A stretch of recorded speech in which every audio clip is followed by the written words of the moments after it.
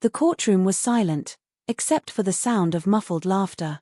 A powerful judge leaned back in his chair, smirking at a quiet woman standing nervously before him. He thought she was nothing, just another poor tenant about to be crushed by the system. But little did he know, the very silence he mocked was the calm before a storm that would shake his entire career. If you've ever been underestimated or treated unfairly, you'll feel every second of this story. Hit that like button, subscribe, and get ready for the first chapter in one of the most satisfying revenge stories you'll ever hear. Emily was the kind of woman most people overlooked. She dressed simply, spoke softly, and kept her head down. People rarely noticed her, and when they did, they rarely took her seriously. But behind her quiet demeanor was a woman carrying the weight of the world. She worked mornings at the library, shelving books in silence, inhaling the smell of ink and paper. By evening, she put on a different uniform, that of a part-time paralegal at a small law office. Neither job paid well, but together they kept food on the table and covered tuition for her younger brother, Daniel, who was studying law at the state university. Emily's life was built on sacrifice. She rarely bought new clothes, skipped vacations, and lived in a small apartment with peeling paint and a leaky faucet. But she never complained.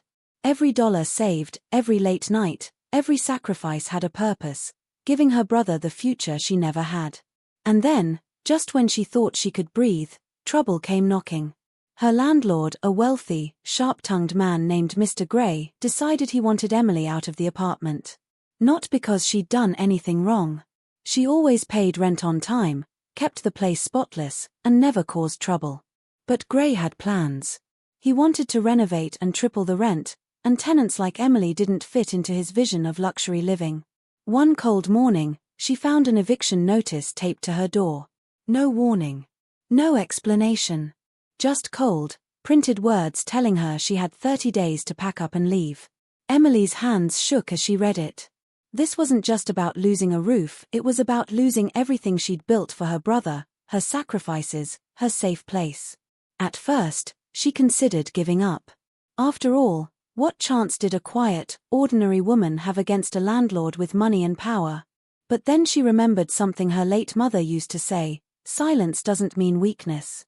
Sometimes silence is just strength preparing its voice. That night, Emily sat at her small kitchen table, surrounded by stacks of law books borrowed from the library. She read case after case, highlighting, scribbling notes, piecing together a strategy. She didn't have a lawyer, but she had determination, and more legal knowledge than most people realized. She decided she would fight. The day of the hearing arrived. The courthouse smelled faintly of old wood and paper, its high ceilings echoing every sound. Emily clutched her binder to her chest, her palms slick with sweat. Across the aisle, Mr. Gray strolled in with his slick-haired lawyer, oozing confidence. He smirked when he saw her alone, in her modest skirt and worn shoes. "This will be easy," he whispered loudly enough for her to hear.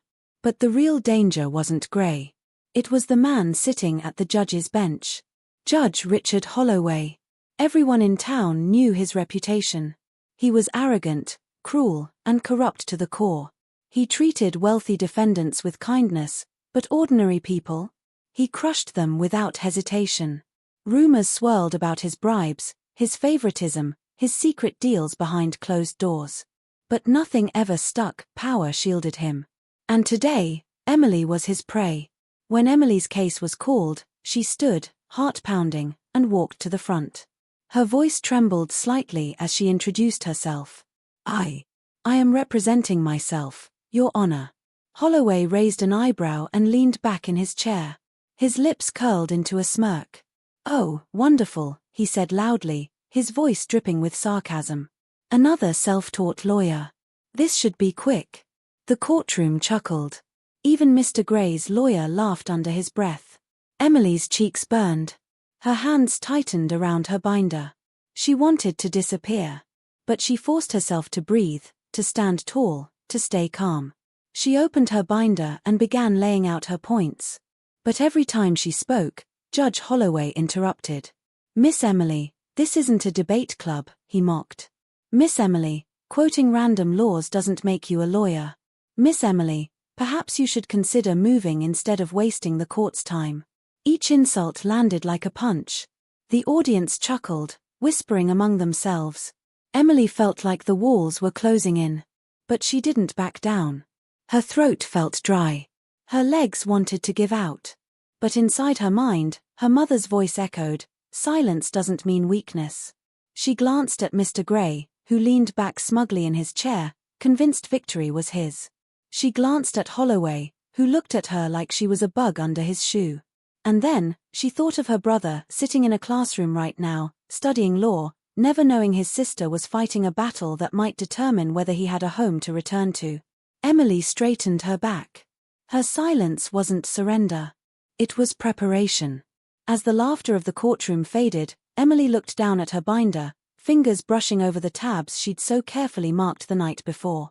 Her eyes hardened with quiet determination.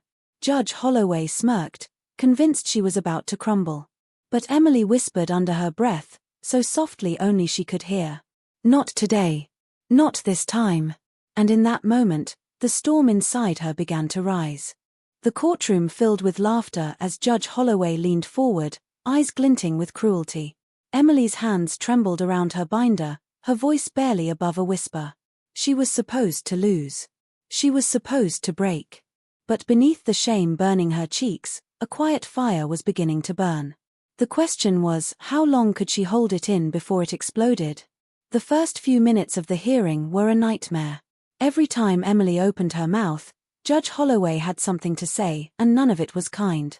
"Miss Emily," he drawled at one point, resting his chin on his hand, "this court is not a classroom. You can't just read from a book and hope to sound intelligent." Snickers filled the courtroom. Emily swallowed hard, her throat aching, but she pushed on. She began explaining how her landlord, Mr. Gray, had ignored multiple repair requests, the broken heating, the mold creeping across the bathroom ceiling, the faulty locks. But before she could even finish her sentence, Holloway cut her off again. "Oh, come now. Mold. Broken heating. You think this court is here to play landlord-babysitter? If you don't like the place, why don't you just move?" More laughter. Emily's cheeks burned. Her heart raced so fast she thought it might leap from her chest. She glanced at Mr. Gray's lawyer, who wore a smug little grin, clearly enjoying every second of her humiliation. It felt like she was standing naked in front of a firing squad, no armor, no protection. Just the whole world waiting for her to fall apart. For a moment, Emily froze. The papers in her binder blurred. Her ears rang. She wanted to run, to slam the binder shut and leave the courtroom forever. But she couldn't. She had nowhere else to go. Her brother depended on her. Their home depended on her. So she stood there, forcing herself to breathe. Inhale. Exhale. Inhale. Exhale. Silence doesn't mean weakness, her mother's words whispered again in her mind. Sometimes silence is just strength preparing its voice. But Holloway mistook her silence for fear. "See," he sneered, gesturing to the room. "This is what happens when tenants think they can play lawyer. They come unprepared, wasting everyone's time." The audience laughed again. Emily lowered her gaze, her shoulders tightening. To them, she looked defeated. But inside, her resolve was hardening. Mr. Gray's lawyer rose next. His suit was sharp, his voice even sharper. "Your Honor, this case is as clear as day. My client followed all the legal requirements for eviction. Miss Emily here is simply trying to stall the inevitable." He walked toward Emily, his polished shoes clicking on the floor. "In fact," he said, pointing at her binder, "she's holding a collection of irrelevant documents. Printouts from the internet. Amateur work. She's wasting the court's valuable time." The room chuckled again. Someone even whispered, "Pathetic." Emily's hands shook, but she didn't let go of her binder. The lawyer smirked and added, "Perhaps Miss Emily should spend less time pretending to be a lawyer and more time looking for a moving truck." Even Judge Holloway chuckled. "A fair point," he said. The gavel tapped, and for a moment, Emily felt the crushing weight of defeat pressing against her chest. Her mind screamed at her, "You can't win. They're too powerful. Just give up." But another voice, quieter, steadier, whispered back, "Not today. Not this time." She thought of Daniel, her younger brother. The night before, he had called her, voice full of excitement about his law classes. One day, I'll fight cases like the ones in our textbooks. I'll fight for people who don't have a voice. She hadn't told him about her own case. She didn't want him to worry. But in that moment, she realized something. She wasn't just fighting for herself. She was fighting to keep her brother's dream alive. And if she walked away now, what lesson would that teach him? That the powerful always win. That the quiet have no strength. No. She wouldn't let that be the lesson. As Mr. Gray's lawyer droned on, painting her as a troublemaker and a squatter, Emily slowly straightened her shoulders. Her humiliation hadn't broken her. It had sharpened her. She closed her eyes for a second, steadying her breath. Then she whispered to herself, so quietly no one else could hear. Not today. Not this time. When she opened her eyes again, there was a new fire behind them. Judge Holloway leaned forward, clearly enjoying the show. Well, Miss Emily, he said mockingly, do you have anything else to say before I make my ruling? Or would you prefer to save us all the trouble and withdraw your little case? The audience chuckled. Mr. Gray smirked. His lawyer folded his arms, satisfied. All eyes turned to Emily. She looked small, fragile, out of place. But when she finally spoke, her voice didn't tremble. Yes, Your Honor, she said softly. I do have something else to say. The courtroom stilled. Holloway raised an eyebrow, smirk tugging at his lips. Emily set her binder on the table, her fingers brushing over the tabbed sections she'd prepared the night before. Her humiliation was still fresh, but now it was fuel. Her silence was broken. Her voice had finally found its strength. And the storm was about to begin. The courtroom thought Emily had already lost. The judge was ready to laugh her out of the room, and the landlord's lawyer stood tall, convinced victory was already his. But then Emily opened her binder, and the first words she spoke would shift the entire balance of power in that courtroom. Emily's hands no longer trembled. Her humiliation had burned away, leaving something sharper, steadier. She flipped open her binder, revealing neatly organized sections, tabs, highlights, citations. It wasn't amateur work. It was meticulous. Yes, Your Honor, she said, her voice quiet but firm. I do have something to add. The room chuckled again, expecting another stammer, another mistake. But Emily didn't falter this time. She pulled out a single sheet of paper and held it up. I'd like to reference a ruling from Holloway v. Mason, 2014. The air shifted instantly. Judge Holloway blinked. For a split second, his confident smirk faltered. The courtroom murmured. Even Mr. Gray's lawyer paused, his grin fading as confusion flickered across his face. Excuse me? Holloway snapped, trying to cover his unease. Emily met his gaze. For the first time, she didn't look away. Your own ruling, Your Honor, she said, voice calm but cutting. In that case, you ruled that a landlord's failure to address unsafe living conditions constituted a direct violation of tenant rights. Mold, broken locks, unsafe heating, all of which my landlord has ignored. The silence in the courtroom was thick. Somewhere in the back, someone whispered, wait, did she just? Holloway shifted in his chair, his gavel tapping nervously against the desk. His eyes narrowed, searching her face for hesitation. But there was none. The night before the hearing, Emily had sat at her tiny kitchen table, binder spread wide. She'd read case after case, highlighting rulings that mirrored her situation. When she stumbled upon Holloway v. Mason, she couldn't believe it. The same judge who now mocked her had once written a decision defending tenants exactly like her. She stayed up until dawn, memorizing every word, every precedent, every angle. And now, under the blinding lights of the courtroom, all that preparation poured out like fire. Mr. Gray's lawyer cleared his throat, clearly rattled. Your Honor, with all due respect, this is irrelevant. That case has no bearing here. Emily turned toward him, her eyes sharp. On the contrary, she said. This case set the precedent for landlord negligence in this very jurisdiction. And it was you, Your Honor, who established it. Gasps rippled through the courtroom. Even the court reporter's fingers paused on the keys for half a beat. Judge Holloway leaned forward, his jaw tight. "Miss Emily," he said slowly, trying to regain control, "I would advise you to tread very carefully. This is my courtroom." Emily's heart hammered in her chest. Fear still lingered, but it no longer controlled her. "With respect, Your Honor," she replied, "the law doesn't belong to a single person. It belongs to the people it protects." The room went dead silent. The judge's face flushed crimson. He wasn't used to being challenged, least of all by someone he'd already dismissed as a nobody.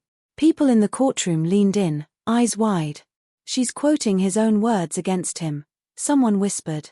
She's actually winning," another said. Mr. Gray's smug grin was gone. Sweat dotted his forehead as he glanced nervously at his lawyer. Emily felt the shift deep in her bones.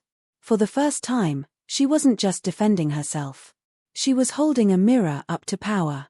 All those nights doubting herself, all the moments of humiliation, they had led here. Her voice grew stronger with every word. In Holloway versus Mason, page 14, line 7, your exact words, Your Honor, were, "A landlord who neglects basic human safety forfeits his right to exploit legal loopholes for eviction." She set the paper down firmly on the desk. "By that logic, my landlord has already forfeited his case." Judge Holloway's hand gripped the gavel so tight his knuckles turned white. His lips pressed into a thin line. "Enough," he barked. "Sit down." But his voice betrayed him. The usual arrogance was gone, replaced by something else. Something Emily had never expected to hear from him. Fear. Emily's binder still had more tabs, more evidence, more precedents. She wasn't finished. The judge glared at her, trying to silence her with authority. But the damage was done.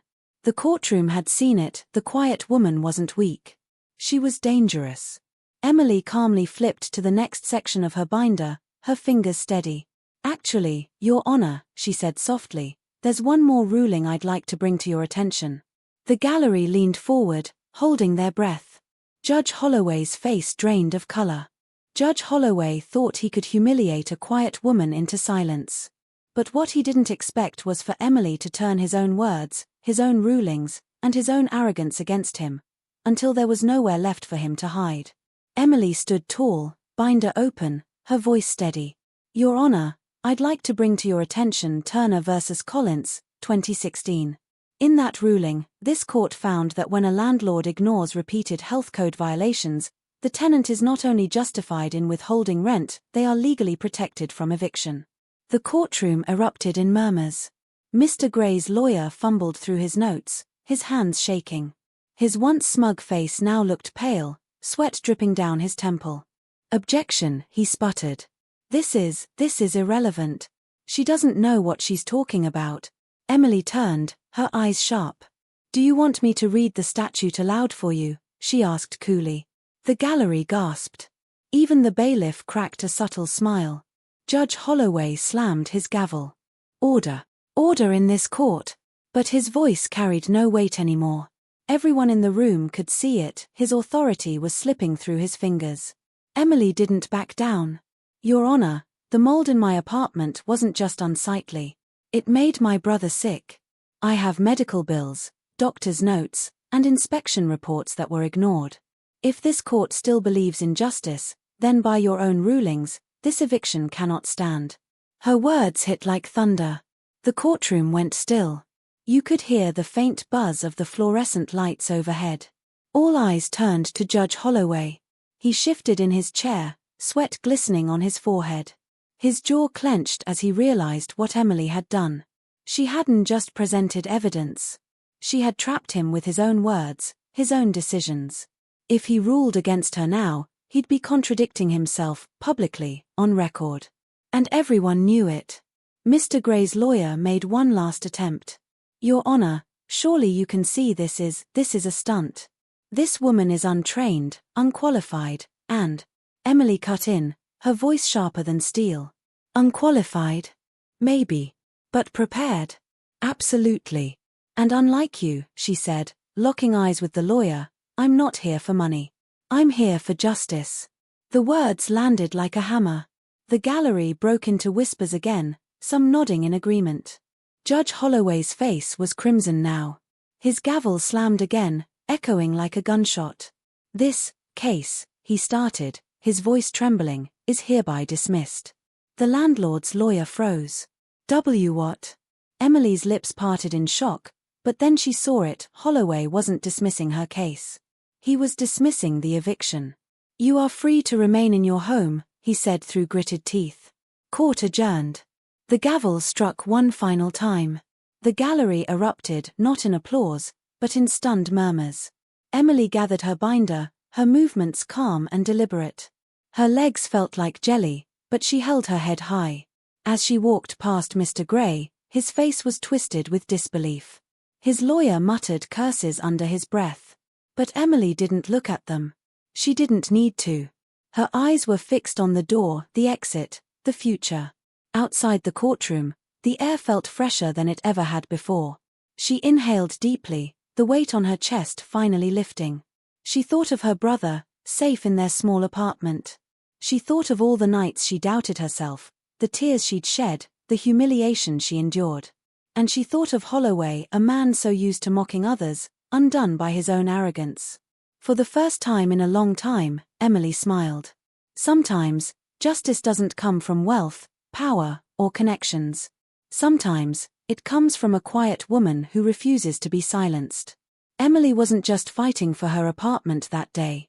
She was fighting for her dignity, her voice, her right to be heard.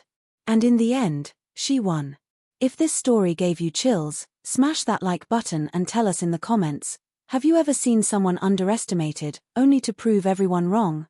And of course, subscribe for more stories like this. Because justice, my friends, is always sweetest when no one sees it coming.